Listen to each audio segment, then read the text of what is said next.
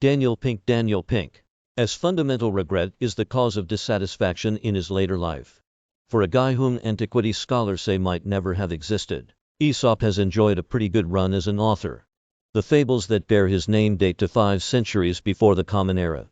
They've been bestsellers for more than 2,000 years, fixtures of bookstore children's sections and bedtime story sessions.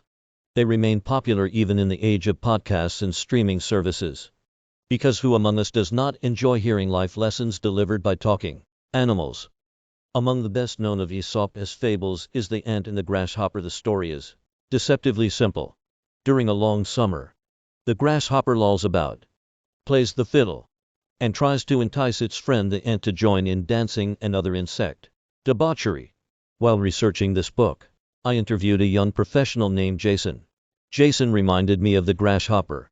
Jason Drent landed a full-time job as a sales associate at Best Buy. A few days he graduated high school in 1996. Jason's work ethic was ferocious, and his industriousness soon paid off. He quickly became the youngest sales manager in Best Buy history.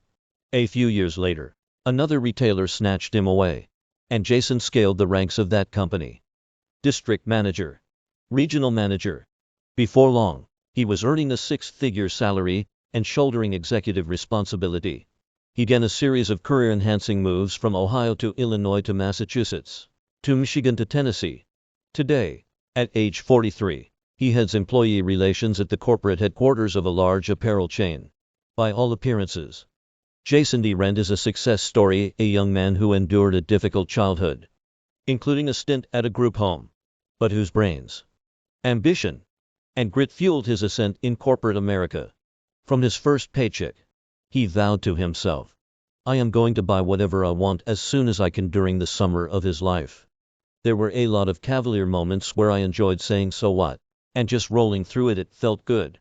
But Jason's story comes with an important footnote. The small, daily choices that once beguiled him now haunt him. Was 25 years of fiddling in the end. It is kind of sad looking back, he told me.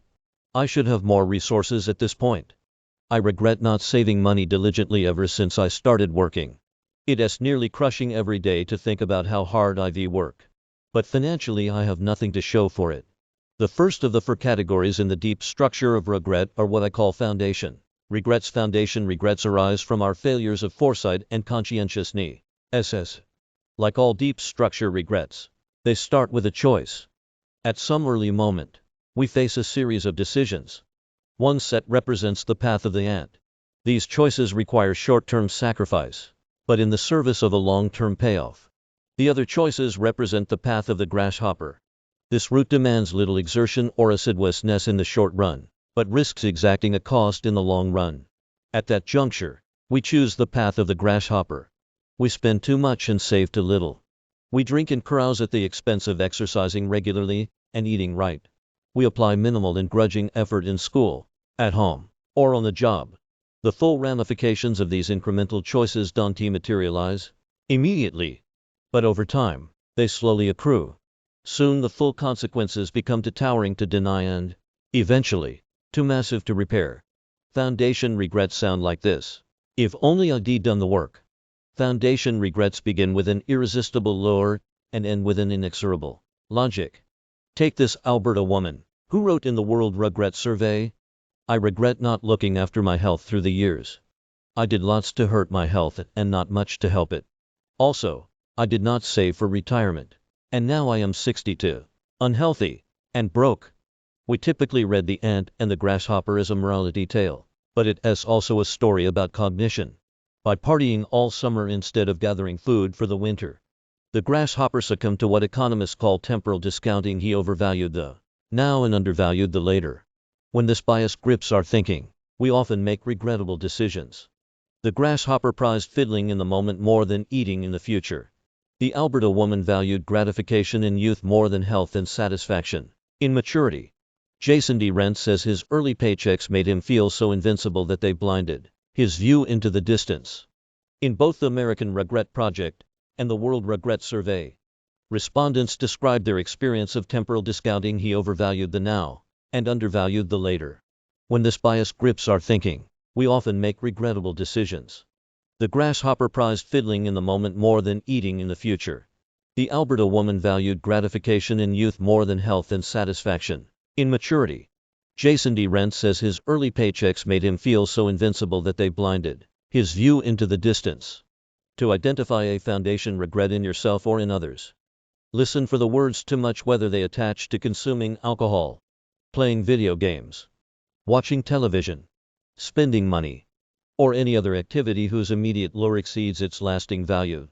Then listen for the words too little, whether they describe studying in school, setting aside cash, practicing a sport or musical instrument, or any other undertaking that requires steady commitment.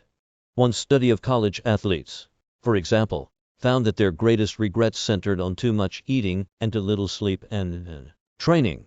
Temporal discounting is only the beginning, because this deep structure category involves a second time-based issue.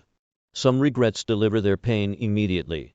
If I race my car down the street well above the speed limit and collide with another vehicle, the consequences of the decision, and therefore my regret, are instantaneous. A totaled vehicle, an aching back, a lost day.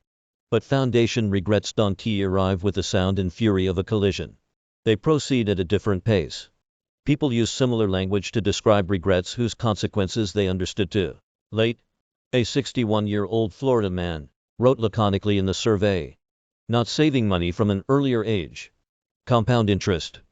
Foundation regrets are not just difficult to avoid, they are also difficult to undo.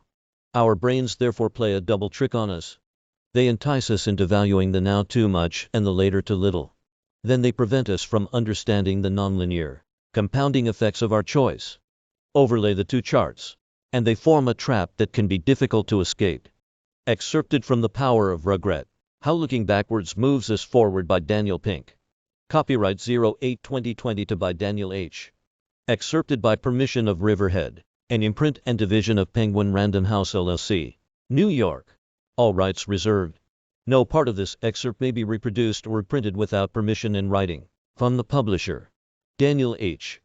Pink's books have helped readers and organizations around the world rethink how they live and operate. He is the author of the New York Times bestsellers A Whole New Mind, Drive to Sell is Human, and When. His books have sold millions of copies, have been translated into 42 languages, and have won multiple awards. He lives with his family in Washington, D.C.,